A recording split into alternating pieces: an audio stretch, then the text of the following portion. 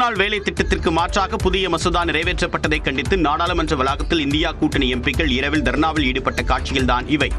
மகாத்மா காந்தி தேசிய ஊரக வேலைவாய்ப்பு உறுதி திட்டத்திற்கு மாற்றாக விபிஜி ராம்ஜி எனப்படக்கூடிய வளர்ந்த பாரத ஊரக வேலைவாய்ப்பு மற்றும் வாழ்வாதார உறுதியளிப்பு திட்ட மசோதா மக்களவையை தொடர்ந்து மாநிலங்களவையிலும் நள்ளிரவில் நிறைவேற்றப்பட்டது. இதற்கு எதிர்ப்பு தெரிவித்து திமுக, திரிணாமுல் காங்கிரஸ் உள்ளிட்ட இந்தியா கூட்டணி கட்சி எம்பிக்கள் மகாத்மா காந்தி புகைப்படத்தை ஏந்தியபடி அவைக்கு வெளியே தர்ணாவில் ஈடுபட்டனர். This bill has to be referred to a select committee, and the select committee will scrutinize the bill, and after hearing the stakeholders and deeply scrutinizing, you can bring the bill and we will help you. But they are not prepared to even refer it to select committee, and they are so in urgency. They brought the farm bills also like that. Later they were compelled to repeal it. So also the same will happen to this. தொடர்ந்து நாடாளுமன்ற நுழைவு வாயிலில் எம்பிக்கள் படுத்து உறங்கி போராடியதால் பரபரப்பு நிலவியது. மத்திய மாநில அரசுகளுக்கு இடையேயான உறவை சிதைக்கும் வகையில் உள்ள விபிஜி ராம்ஜி மசோதாவை செயல்படுத்த வேண்டாம் என பிரதமர் மோடியிடம் முதலமைச்சர் மு க ஸ்டாலின் வலியுறுத்தியுள்ளார். இது தொடர்பாக பிரதமருக்கு எழுதியுள்ள கடிதத்தில் மகாத்மா காந்தி தேசிய கிராமப்புற வேலை உறுதி சட்டத்தை ரத்து செய்ததற்கு முதலமைச்சர் மு க ஸ்டாலின் எதிர்ப்பு தெரிவித்துள்ளார். புதிய மசோதாவில் வேலை வாய்ப்பை 125 நாட்களாக அதிகரித்திருப்பது வரவேற்கத்தக்க அம்சமாக இருந்தாலும் மற்ற விதிகள் அதன் அடிப்படை கொள்கையை பலவீனப்படுத்துவதாக உள்ளதுடன் கூட்டாட்சி தத்துவத்தை அளிக்கும் வண்ணம் இருப்பதாக கூறியுள்ளார். 75ற்கு 25 என்ற நிதி பகிர்வு விகிதத்தை 60ற்கு 40 என்ற விகிதத்தில் மாற்றுவதால் மாநில அரசுகளுக்கு பெரும் கூடுதல் சுமையை ஏற்படுத்தும் எனவும் மத்திய அரசுக்கு ஒருங்கிணைப்பு அதிகாரம் அளிக்கும் விதிகள் அடிமட்ட ஜனநாயகத்தை பலவீனப்படுத்தும் என்றும் தெரிவித்துள்ளார். திட்டத்தின் பெயரை மாற்றுவதும் மகாத்மா காந்தியின் கிராம சுயராஜ்யம் மற்றும் அதிகார பரவல் பற்றிய தொலைநோக்கு பார்வையை சிதைக்கும் வண்ணம் இருப்பதாக கூறியுள்ளார். இதனால் மத்திய மாநில அரசுகளுக்கு இடையேயான உறவை சிதைக்கும் புதிய மசோதாவை செயல்படுத்த வேண்டாம் எனவும் பிரதமருக்கு முதலமைச்சர் வலியுறுத்தியுள்ளார். 100 நாள் வேலை திட்டம் தொடர்பாக பொதுமக்களை காப்பதற்கு குரல் கொடுக்க சொன்னால் டெல்லியை குளிர்விக்கக்கூடிய வகையில் எடப்பாடி பழனிசாமி அறிக்கை வெளியிட்டிருப்பதாக முதலமைச்சர் மு க ஸ்டாலின் குற்றம் சாட்டியுள்ளார். இது தொடர்பாக தன்னுடைய எக்ஸ் பக்கத்தில் பதிவேற்றக்கூடியவர் மகாத்மா காந்தி ஊரக வேலைவாய்ப்பு உறுதி திட்டத்தின் பெயர் மாற்றத்தை மட்டும் கைவிடக் கோரி பட்டும் படாமல் தொட்டும் தொடாமல் தன்னுடைய ஸ்டைலில் எடப்பாடி பழனிசாமி அழுத்தம் கொடுத்திருப்பதாக விமர்சித்துள்ளார். அத்தோடு 100 நாள் வேலை திட்டம் 125 நாட்களாக உயர உள்ளதாகவும் பொய் ஒன்றை எடப்பாடி பழனிசாமி அவிழ்த்துவிட்டு இருப்பதாக முதலமைச்சர் குறிப்பிட்டுள்ளார். 125 நாட்கள் என்பது பேப்பரில் மட்டுமே இருக்கப் போவதாக அனைவரும் சுட்டிக்காட்டியும் அதை அறியாத அப்பாவியா இபிஎஸ் என்று முதலமைச்சர் வினவியுள்ளார். 100 நாட்கள் வேலை உத்தரவாதம் என்று சட்டம் இருந்த போதே பாஜக ஆட்சியில் மக்களுக்கு 20 முதல் 25 நாட்கள் மட்டுமே வேலை கிடைத்ததாக சுட்டிக்காட்டிய முதலமைச்சர் அதற்கான ஊதிய தொகையையும் திட்டச் செலவையும் மாத கணக்கில் விடுவிக்காமல் வஞ்சித்ததாக குற்றம் சாட்டியுள்ளார். இந்நிலையில் மத்திய அரசின் விருப்பத்தின் பேரில் அதிகாரிகள் விரும்பினால் வேலை வழங்கலாம் என்று விதிகள் மாற்றப்பட்ட பிறகு ஓரிரு நாட்கள் வேலை கிடைப்பதே அரிதாக போகிறது என்று முதலமைச்சர் குறிப்பிட்டுள்ளார். கிராமப்புற பெண்கள் மற்றும் ஏழைகளின் வாழ்வாதாரத்தை காப்பாற்றி வந்த திட்டத்திற்கு மூடு விழா நடத்த எடப்பாடி பழனிசாமி வரவேற்பு பத்திரம் வாசிப்பது மன்னிக்க முடியாத பச்சை துரோகம் என்று முதலமைச்சர் மு க ஸ்டாலின் விமர்சித்துள்ளார். கூட்டணி என்பது தேர்தல் நேர ஒப்பந்தம் என கூறிய எடப்பாடி பழனிசாமி சிறுபான்மையினர் பாதுகாப்பில் அதிமுக உறுதியாக இருப்பதாக தெரிவித்துள்ளார். சென்னை கீழ்ப்பாக்கத்தில் உள்ள CSI தேவாலய வளாகத்தில் அதிமுக சார்பில் கிறிஸ்துமஸ் பெருவிழா நடைபெற்றது. இதில் அதிமுக பொதுச் செயலாளர் எடப்பாடி பழனிசாமி கேக் வெட்டி வாழ்த்துக்களை பகிர்ந்து கொண்டார்.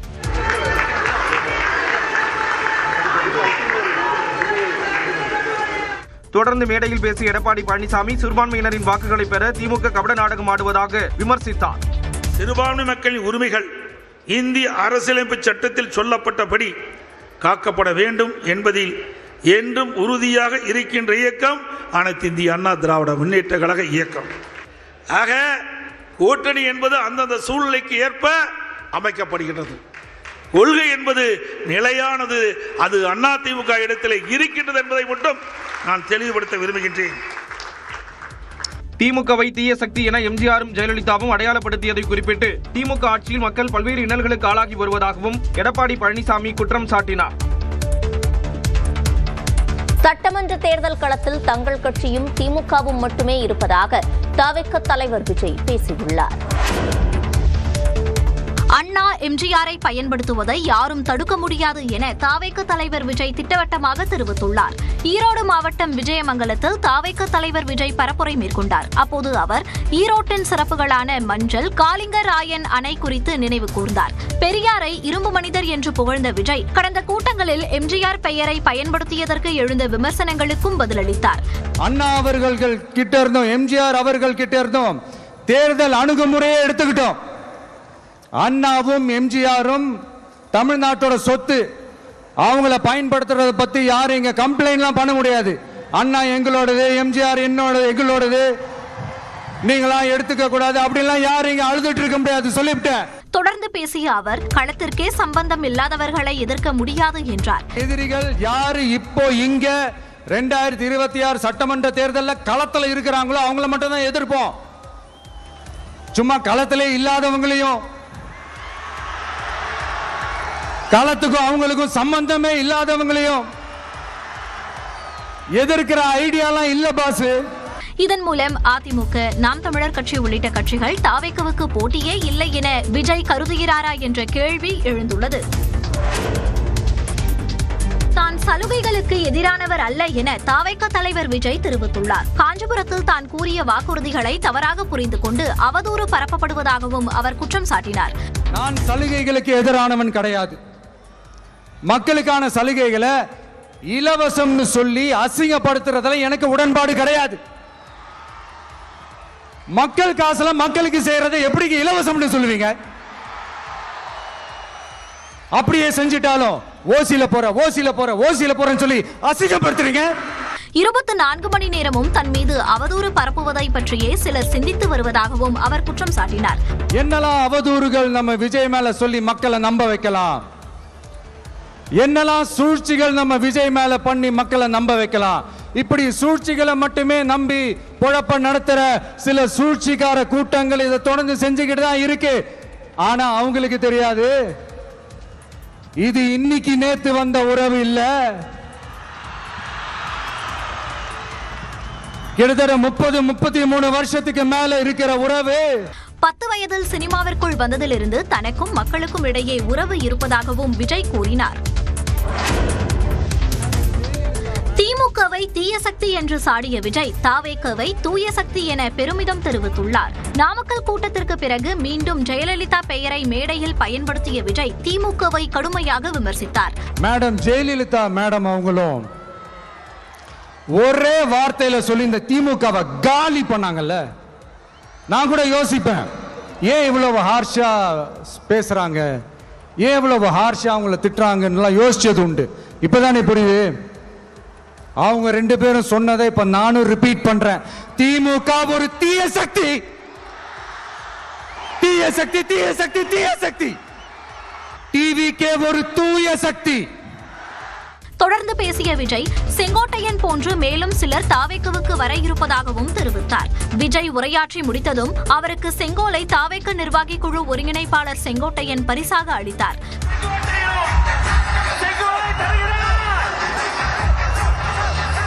தொண்டர்களுடன் செல்ஃபி எடுத்தபடி தாவேக தலைவர் விஜய் தனது விஜயமங்கலம் பரப்புரையை நிறைவு செய்தார்.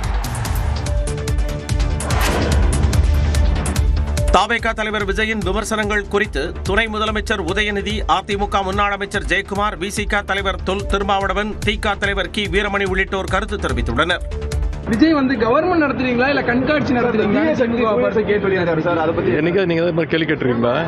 இல்ல சார், அவர் பேசுறதுக்கு வாய்ப்பு கொடுக்குறாரு. ஒரு வாட்டி பேச விடுங்க. களத்துல இல்லைன்றது எங்களுக்கு குறிப்பில்ல. ஆனா அவர் மனசுல எங்களுக்கு குறிப்பிட்டு சொல்றதா இருந்தா அவருக்கு மட்டும் நான் சொல்லிக்கிறேன். அதாவது முளைச்சி 3 இலை கூட விடாதவர்கள், ஆலமரத்து நிழல் இன்னைக்கு எவ்வளோ, இன்னைக்கு அந்த விழுதுகள் தொண்டர்கள் இன்னைக்கு அதை தாங்கி எவ்வளோ பேர் நிழல் தருகின்ற இயக்கம், எப்படிப்பட்ட களத்தெல்லாம் அனைத்து இந்திய அண்ணா திராவிட முன்னேற்ற கழகம் சந்திச்சிருக்குது. அப்படின்றத அரசியல் ஆத்திச்சுவடி அறியாதவர்கள் அறிந்து கொள்ளுகின்ற ஒரு சூழ்நிலையில் தான் நான் சொல்றேன். அடுக்குமொழியில் பேசுறதுக்கு யாரோ கற்று தந்திருக்கிறாங்க, தூய சக்தி தீய சக்தின்னு. மக்கள் முடிவு செய்வார்கள். அந்த கட்சி கொள்கை என்னன்னு சொன்னாதான் பெரியார் வழியா, பெரியார் வழி இல்லையா, அல்லது பெரியார் வழின்னு சொல்லிட்டு வேற ஒரு வழிக்கு போனா, ஈரோட்டுக்கு போறதுக்கு பதிலா நான் அதுக்கு பதிலா டெல்லிக்கு போகிறேன்னு வேறு பக்கம் திரும்பிட்டு போனால் அது பெரியார் வழி தான் அப்படின்னு அவர் உட்காந்து சொல்கிறாருன்னா சொல்கிற ஒரு சிந்தனைக்கு அவரை பற்றி ஆராய்ச்சி பண்ணணும். தம்பி கீழே இறங்கு, தம்பி கீழே இறங்குப்பா, ப்ளீஸ் கீழே இறங்குப்பா. ஓகே, தேங்க்யூ கீழே இறங்குங்க. நீ இறங்கினாதான் புத்தம் கொடுப்பேன். கட்டுப்பாட்டை மீறிய தொண்டரை தாவேக தலைவர் விஜய் கண்டித்த காட்சியே இது. ஈரோடு விஜயமங்கலத்தில் விஜய் பரப்புரை மேற்கொண்ட போது கூட்டத்தில் தொண்டர் ஒருவர் கட்டுப்பாட்டை மீறி கம்பத்தின் உச்சியில் ஏறினார். இதனை கவனித்த விஜய் உடனடியாக தனது பேச்சை நிறுத்தி தொண்டரை நோக்கி கீழே இறங்குமாறு கண்டித்தார். தம்பி கீழே இறங்கு, தம்பி கீழே இறங்குப்பா, ப்ளீஸ் கீழே இறங்குப்பா. ஓகே, தேங்க்யூ கீழே இறங்குங்க. நீ இறங்கினாதான் புத்தம் கொடுப்பேன்.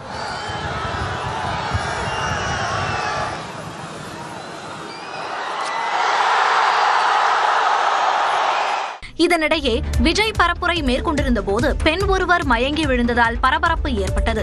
உடனடியாக அவர் மருத்துவ முகாமிற்கு கொண்டு செல்லப்பட்டார். இதெல்லாம் சொல்லிட்டு மக்களை ஏமாத்துறது யாரோட ஆட்சியிலங்க? அடுத்து ரொம்ப முக்கியமா கூட்டம் முடிந்ததும் கோவையை நோக்கி விஜய் சென்று கொண்டிருந்த போது அவரது வாகனத்தை தாவேக தொண்டர்கள் பின்தொடர்ந்தனர். அப்போது பல்லக்கவுண்டன் பாளையம் பகுதியில் தொண்டர்களின் வாகனம் அந்த வழியாக சென்ற மற்றொரு வாகனத்தின் மீது மோதியதில் பெண் காயமடைந்தார். பல்வேறு கோரிக்கைகளை வலியுறுத்தி சென்னையில் போராட்டம் நடத்திய செவிலியர் பின்னர் கிளாம்பாக்கத்தில் விடிய போராட்டம் நடத்தினர். சென்னையில் உண்ணாவிரத போராட்டத்தில் ஈடுபட்ட செவிலியர்களை காவல்துறையினர் கைது செய்த நிலையில் அவர்கள் இரவிலும் கிளாம்பாக்கம் பேருந்து முனையத்தில் போராட்டத்தை தொடர்ந்ததால் பரபரப்பு நிலவியது. திமுக தேர்தல் வாக்குறுதி மற்றும் 356 செவிலியர் பணி நிரந்தரம் உள்ளிட்ட கோரிக்கைகளை வலியுறுத்தி சென்னை சிவானந்தா சாலையில் தமிழ்நாடு செவிலியர்கள் மேம்பாட்டு சங்கத்தின் சார்பில் நேற்று நடைபெற்ற உண்ணாவிரத போராட்டத்தில் 1000க்கும் மேற்பட்ட செவிலியர்கள் கலந்து கொண்டனர். இந்நிலையில் மாலை 7 மணி அளவில் செவிலியர்களை காவல்துறையினர் கைது செய்து வாகனத்தில் ஏற்றியதால் சலசலப்பு ஏற்பட்டது.